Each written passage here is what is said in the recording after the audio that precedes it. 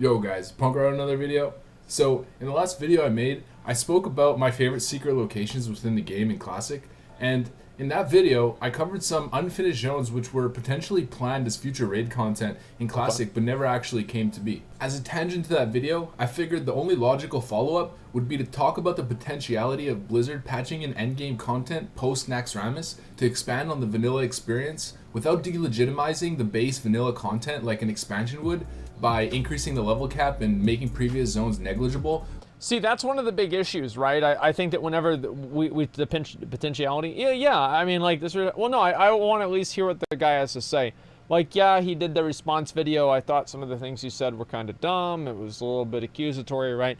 But I mean, at the end of the day, like, people always forget about this because, you know, people are always like so invested in, like, I don't know, you know, their team. But everybody here wants the same thing. Everybody wants the game to get better. It's not like he's sitting there, he's like, I can't wait to figure out what video can I make to ruin Classic WoW. We just disagree on the way to get there. That's all there is to it. So you need to remember, everybody here is on the same side. Not Alex Sensual.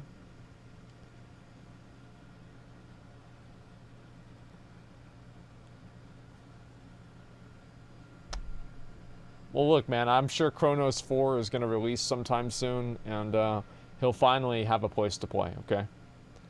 Yeah, he'll have a place to play. And the best thing about that, right, is, like, the ironic thing about Alex is Alex broke all of the news and everything about, like, what was that shitty server that was selling gold? It wasn't like Exodus. What was it? I forgot what it was called.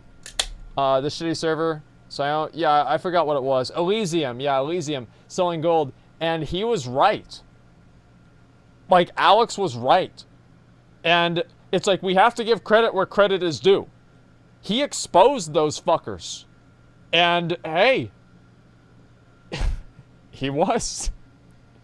Not with everything, but with that, he certainly was. With the release of a brand new zone, like Outland. Personally, I really like the Scarlet Crusade. I might even say that it's probably my favorite expansion. It's so hard to decide between vanilla and BC. Yeah. But I also understand how flying mounts affected world PvP negatively, and how badge gear vendors created a catch-up system that hurt lower-end content within the game.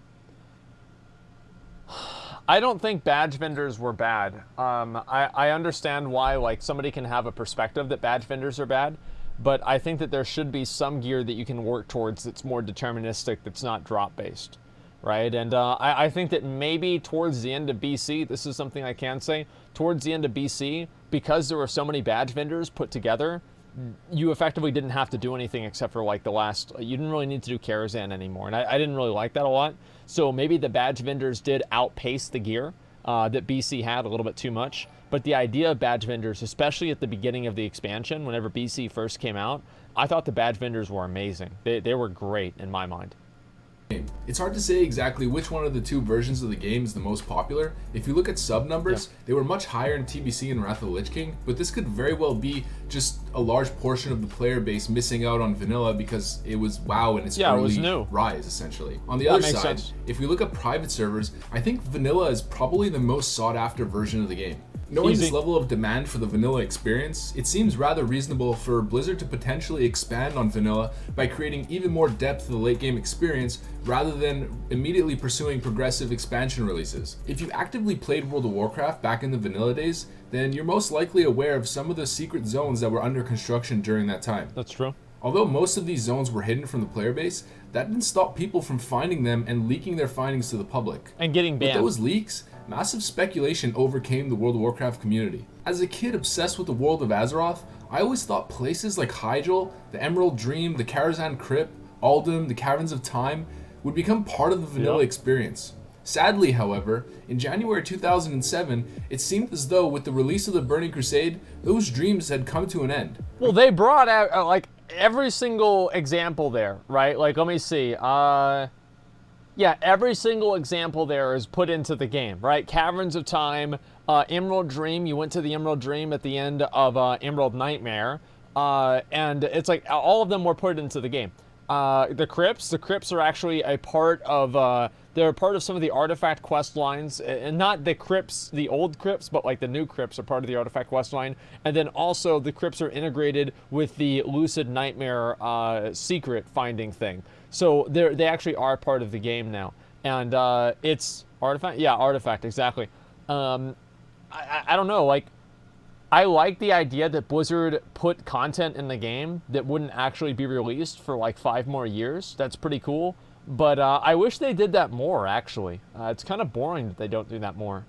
I mean, not entirely, I guess, because you could count Caverns of Time and Hyjal being implemented within it. But nonetheless, it's not exactly what I think a lot of us were looking for in terms of Hyjal.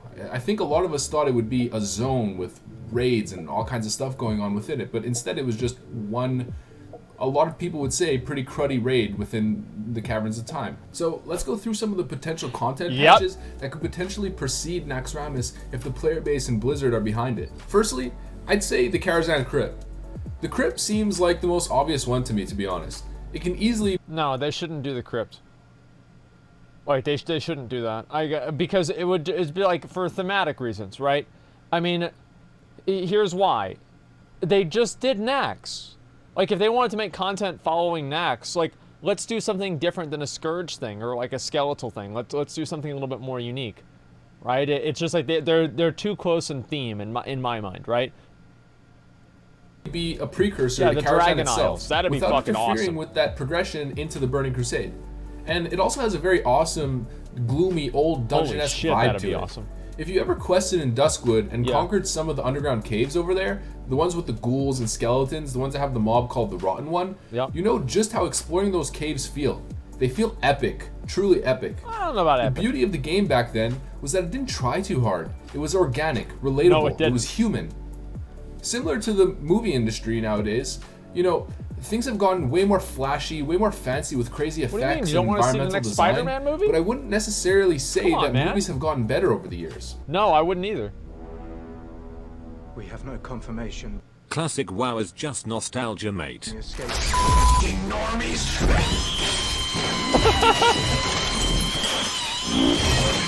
What the fuck?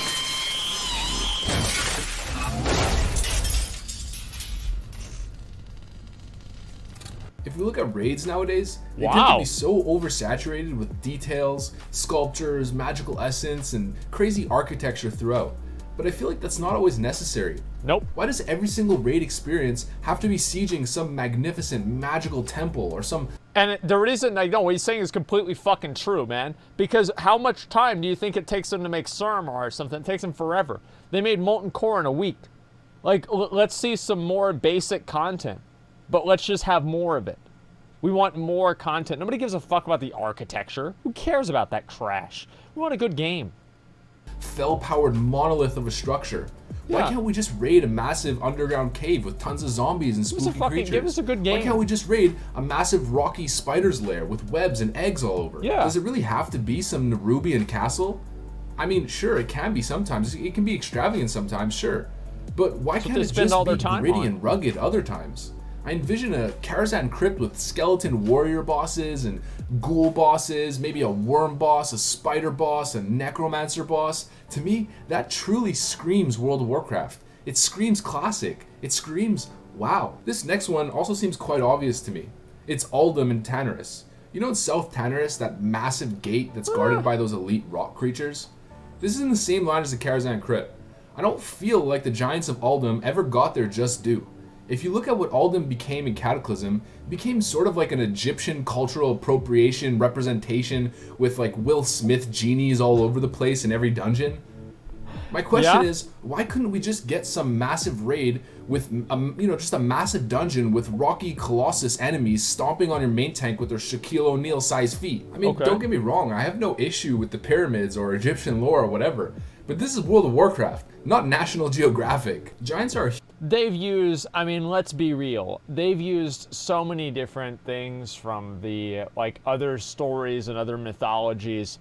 I don't know if we can really say that, you know, Warcraft, it's like, okay, just because they're using another theme is okay. I would like to see, if they were going to do anything with Uldum and Vanilla WoW, what I'd like to see is an extra zone with a raid in it. right? And like have the zone be more of kind of like a Titan Ruins in the way that like kind of a mix between Oldham and Cataclysm and Uldaman. You know, with the theme of Uldaman, with the scale and scope of Oldham. I would love to see that. It'd be fucking amazing.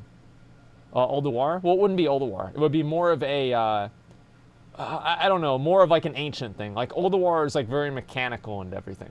I don't want to see something that's very mechanical. I want to see something that's like much more, like, I don't know, like rudimentary. Huge part of World of Warcraft.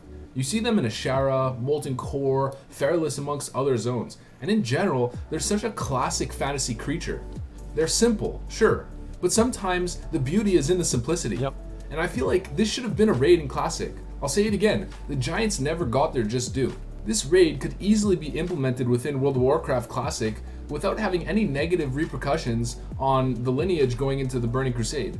I don't think it would have any negative impact on Cataclysm either, specifically because it would just be a one-off raid with a bunch of Colossals in it. But even if it did have a negative impact on Cataclysm, Cataclysm wasn't worth the installation disk that it was written on.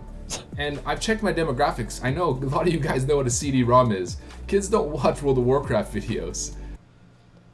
See, this is basically my demographic too. Like most people, like I have probably a little bit more people that are younger, right? Since like my content's around BFA too. But mostly, yeah. And if you go to my female audience, like I think I can maybe show you guys. I've showed this before. Like my female audience, I think is less than 1%. Like there are basically no girls that watch my videos. You are in a sausage fest right now with a bunch of other sweaty dudes scratching their ball sacks, watching another dude talk about WoW. Okay, like I'm actually serious. Hell yeah, 1%. No, I'll pull it up after this if you guys remind me. I'll pull up my analytics and I'll show you guys. God, we're becoming geezers, boys. Sticking in Tannerus, I'm gonna make this one real quick, but why not utilize the Caverns of Time? The Caverns of Time, I feel like, has the most flexibility when it comes to creating content, because you could pretty much go back in time to whatever historical event and make it viable content. There's tons of events that could take place within the Cavern. If we dip into Warcraft 3 lore or the books, for example, you have the destruction of Alterac, the War of the Shifting Sands, where we could seal the Scarab Wall, the Siege of Faramore, I mean, many more. If you guys have any good ideas on this, leave them in the comment section. I feel another untapped well in vanilla is definitely the Scarlet Crusade. Fuck yeah. Scarlet Monastery is one of the most infamous dungeons in Classic WoW. Fuck yeah. It's one that I think everyone remembers. I feel like the Crusade can easily be set up as an antagonist for endgame content. Hell yeah. There's a spot east in Eastern Plaguelands where there's this little Scarlet stronghold with level 55 plus mobs, which could easily become the location for the raid itself. The lore of the Scarlet Crusade is super old school, and again, similar to what I said earlier, it screams WoW Classic. Fuck yeah. I also think the art style is very Gothic European with red and gold color palette. It's just great. It feels so epic when you're in Scarlet Monastery. You know, sieging massive cathedrals, as well as, you know, the outdoor bosses, or potentially connecting the outdoor with the indoor, similar to what you see again in Scarlet Monastery, but in a 40-man setting, could be really great. The only thing that would suck, however, is not having holy protection potions, and you know that there's going to be holy damage in that dungeon or raid. I mean, there is a holy protection potion, but it's not a greater holy protection potion. It only absorbs like 200 or like 500 damage. The next one on my mind is Hyjal. Hyjal was a massive zone, probably one of the biggest in vanilla. I don't know what they'd even do in Hyjal. It felt that way when you were in it exploring. There was an Onyxia-style raid entrance at the bottom of a massive cliff in one of the areas. And back in 2006, when I first discovered Hyjal, I remember seeing this and thinking to myself, oh man, we're about to get this real epic raid. You know, this is going to be a whole new zone with all kinds of new content. But unfortunately, Hyjal was put on hold till pretty much Cataclysm, at least as a zone within Azeroth. I was disappointed in Hyjal. It became a pretty lame questing zone, and it had a pretty lame raid in my opinion. I feel like the zone could be utilized as a massive content patch in vanilla, where a server-wide event similar to what happened with the AQ40 gates or like the Scourge invasion for Naxxramas, where calls heroes to the zone in order to achieve some sort of, you know, unified goal between Horde and Alliance. And again, this can be easily done without affecting the lineage of expansions, especially considering the Hyjal raid in the Burning Crusade was part of the Caverns of Time, where you're going back in time for the Battle of Mount Hyjal. It doesn't really affect the actual zone in the present, or at least maybe it could a bit, but not much. Another easy one, which is just another massive unutilized zone, is Ashara, and specifically the Ashara crater. This zone is so expansive and epic, but there's not much to do there other than kill a world boss and maybe pick up some Dreamfoil and Mountain Silver Sage. The Hyjal Crater was an unreleased battleground that Blizzard pretty much fully assembled in Classic, but never actually released it because it was apparently too big. I don't see how too big is ever a problem, to be honest, in World of Warcraft, but I mean, why not take that concept? Yeah, I think there is. I mean, like, imagine doing Alterac Valley with no mounts. And run with it for some more late game content.